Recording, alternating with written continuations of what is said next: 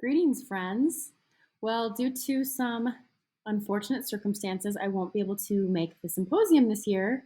And I'm really bummed because I was actually going to speak and I had a great presentation planned out. And so I decided I would just shave it down a little bit to give you guys kind of a taste of what I wanted to talk about. And I might do maybe the full presentation plus some as a course later to and maybe fine tune it a little bit more into my method and to teach my method, which would be really cool. But, anyways, I just wanted to talk about um, finding your own way in radionics.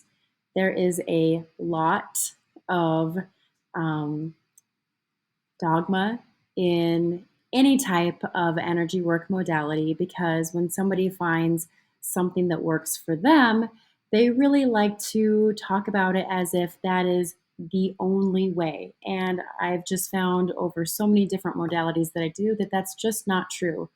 Every single modality that I practice, I always fine tune it and make it more adaptable to how I work and think as a person because the more I'm in tune and aligned with something, the better it works, the better the results are, and I just enjoy it more. And why shouldn't you enjoy the work that you do? And if it's more aligned with you, it's probably going to be more enjoyable. And I found this especially to be true with radionics because there's a lot of things that I don't enjoy with radionics, frankly. And so I wanted to help people find their way because I think that the more you do it your way, the better you will be anyway. How many times can I say way? Anyways, so let's get started. I really love using yoga as a kind of model for this. So yoga is, a lot of things, but most people know it as the postures. So if you're thinking of yoga as a posture practice, or a workout or something like that, there are two things that um, you're working on. And most people only think of one, they think of stretching, but there are two things. So you're working on strength and stability, or you're working on flexibility and mobility, right? And most of us come into this world being good at one or the other. So for me, I have the strength, I have the stability, the standing postures I'm really good at. I just have that strong core of like stacking my bones on top of each other, holding things. When it comes to the flexibility part, not so good. It's something that I really have to work at. It's something that I have to develop. So my natural skill and my developing skill are two different things. And it's always this way. You're always better at one than the other. And it doesn't mean that you can't get really good at the one that you're not good at naturally. And finding that blend is kind of, like I say here, it's my secret sauce because I've blended what I'm naturally good at when it comes to radionics and energy work. And I've kind of fine tuned it with the things I'm not so good at. For example, I really dislike worksheets. I find them extremely tedious. I do them, but I don't like to do them. If there's a way around doing a worksheet, I do the way around because I frankly have no use for sitting and turning knobs and writing down data. That's just not how my brain works. I am not that type of analytical person. I can't even tell you how much I don't know about my own business data because it's just not what I'm into. I'm into how does it feel? What does it look like? What can I see from the things that are coming up? Is there a pattern emerging? Can I feel the pattern myself? I get really into the more emotional, psychophysiological aspect, and the data doesn't mean as much to me as that. So, do I think that the data is important? Yes. Do I think that it's something good to learn? Yes. Is it the only way? Absolutely not. You do not have to sit around and do worksheets all day, every day in order to have success with radionics. You don't even have to do a worksheet at all, in my opinion. I think it's good to have that knowledge, but if it doesn't make sense to you, then don't bother because it's not pertinent, I don't think. Unless that's how you think. And if you are really into them, then you're going to be really good at them. So, when I say that I dive into a more emotional approach, I want to look at the feeling of things and how they're thinking, how I'm thinking, or even if I'm working on agriculture, I want to dive into what are the emotional pieces going on here because there is emotion in everything, and emotion is just energy. So if I were a more scientific human, perhaps I wouldn't think of emotion as like a feeling, but rather a degree of a frequency because that's all everything is, right? So in my mind, that's why it makes sense to me. I'm like, oh, of course, everything has emotion. It doesn't mean that I'm giving everything a soul or giving everything this big, huge worldly meaning, even though maybe it does. I don't know. I'm not opposed to it, but I know that some people are really opposed to, even animals having souls. So whatever. Anyways, I like to think of things as a categorization of emotion because that's what makes sense to me. It just makes sense to me. Um, So let's move on. If you are more inclined to think about something or do something in a certain way, perhaps you're very analytical and you do like data and you do like um, crunching numbers and you like to really understand the mechanics of how things work. My fiance is a mechanic, and so he loves tinkering and really understanding how every little piece goes together and how they work together and how each little. I'm not like that. I'm not like that at all. I don't want anything to do with that. But if you are, then you know that that's what works for you. Me, I instantly want to know how something feels. I want to tune into something and understand how it responds to me and how I feel about it. And so I probably overanalyze a lot of things just because that's how I figure things out. And so that's how I think.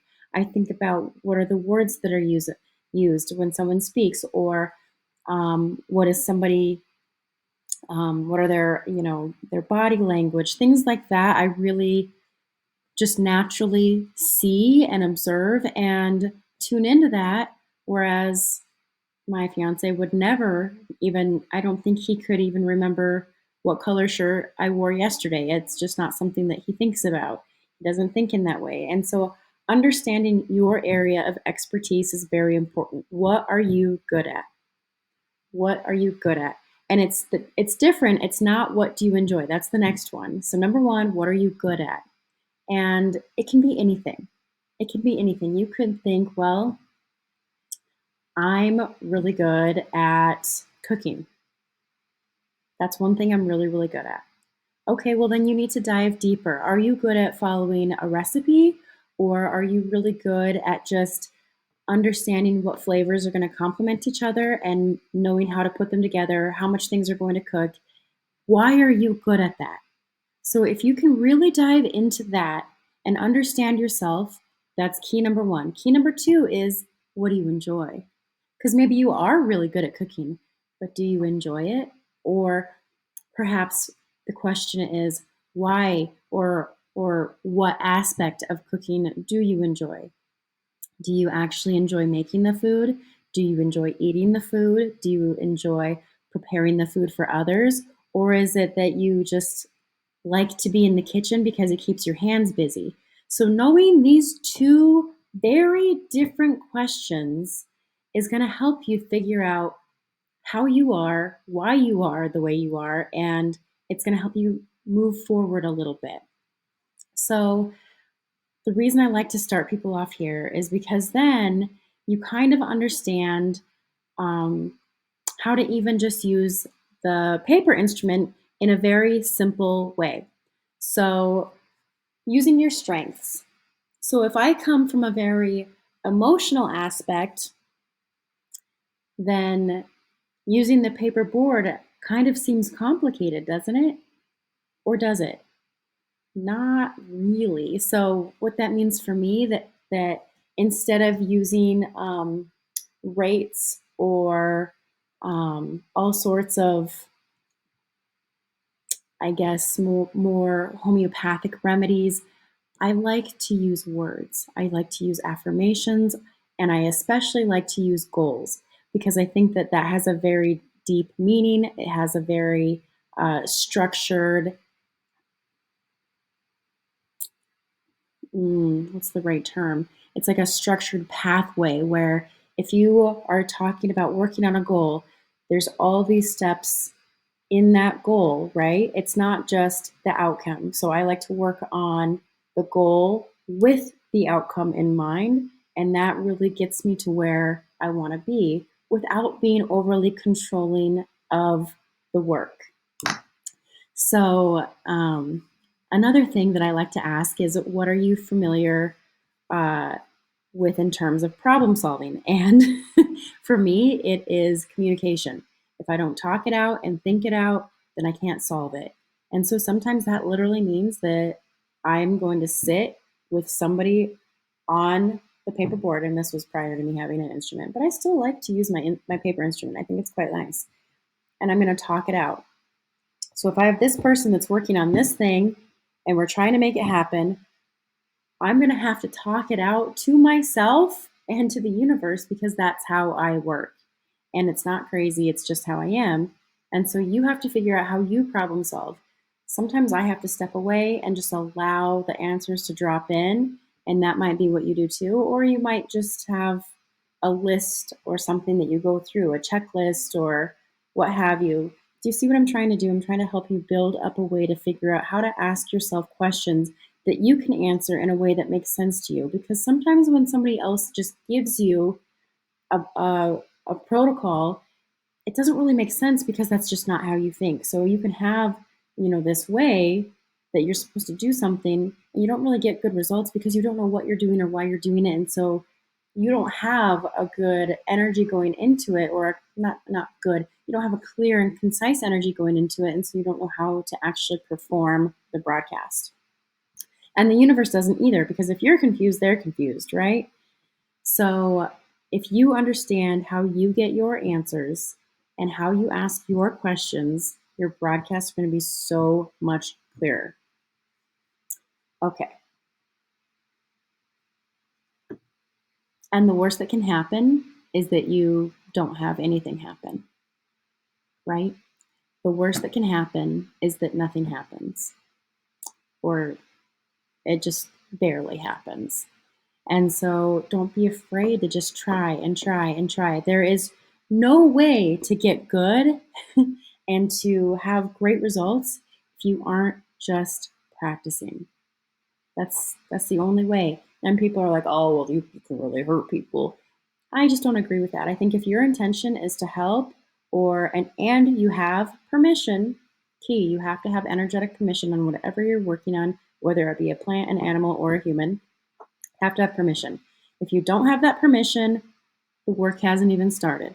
If you have that permission and you have the intention to help them and you're not trying to medically diagnose them or medically heal them, then you are going to be fine. You're not going to hurt them. You can't hurt them. You just might not have anything happen. Or it might not be something that happens for a long, long time, and then you don't realize that that's the work that was actually being done. Do you know what I'm saying? So, what do you do? So, I love this quote from Rumi. He said, sell your cleverness and purchase bewilderment. So, I actually have taken that literally and I try to sell the things that I'm clever at, and I like to purchase the things that I'm bewildered by. So, I've taken that quite seriously. The things that I'm good at are the things that I provide, and if I don't understand something, then that's what I buy, right? So, if there's absolutely a piece in your practice that you cannot figure out and you really want help with, that's when you go and you get training or you buy a tool that can help you with that. But in the meantime, when he says sell your cleverness, I take that literally and I say use your gifts as your power. And I just love how Dr. Dyer used to talk about it as well, like just really lovely. Intention. This is key. So, what is your intention when you sit down to do your work? have that very, very clearly in your head. Like I said, I like to use goals. I think that that works really well.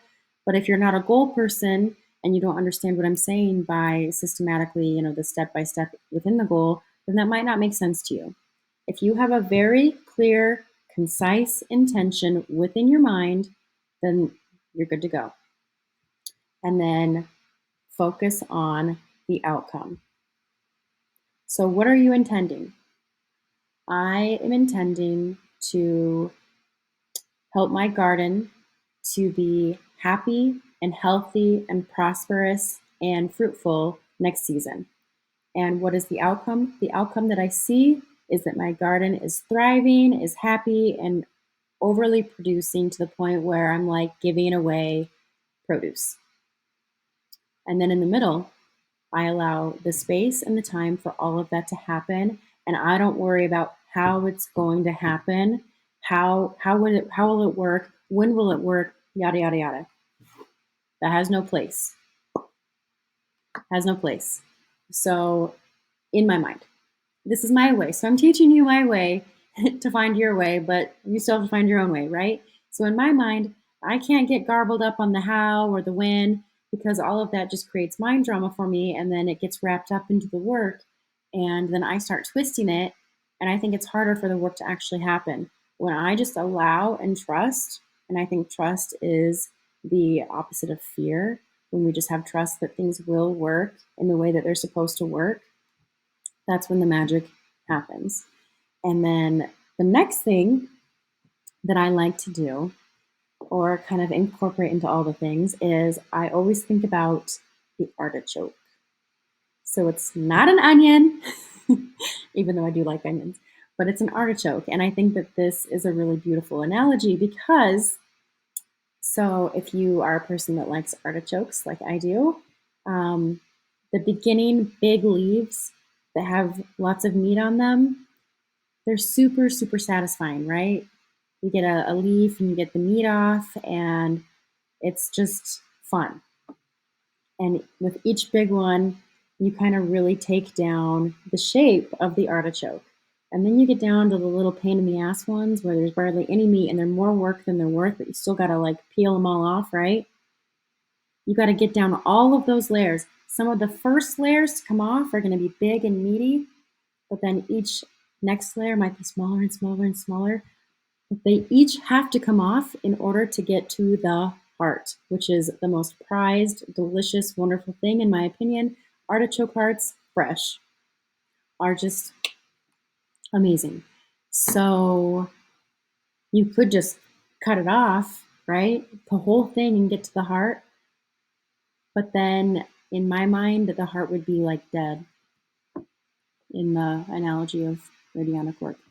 Peel off all the layers, and every single layer is just as important as the other. Even if it doesn't seem as meaty as the previous one, you still have to peel that layer off. And then when you get to the very heart, the root cause of and the core, that's where you can really heal. So that's how I think about things. I think about the artichoke in this work and in my other modalities as well, peeling the layers and getting down to the meat, the heart of what is the root cause, what is the core happening that is tied to whatever issue that we're working on. If you'd like to learn more, you can always visit theenergytuner.com. Here's my Etsy store. I hope you enjoyed this little mini prez. Eventually, I will have the whole thing, maybe, I don't know, where I talk about how I set my sessions up and how I do the work, and I get way more into how I found my way within radionics. But basically, what I want you to take away, I want you to know that no matter how you set up your work, as long as it makes sense to you, you really understand it, and you enjoy it, you are going to be successful no matter what anyone else says. Sending you good vibes, literally.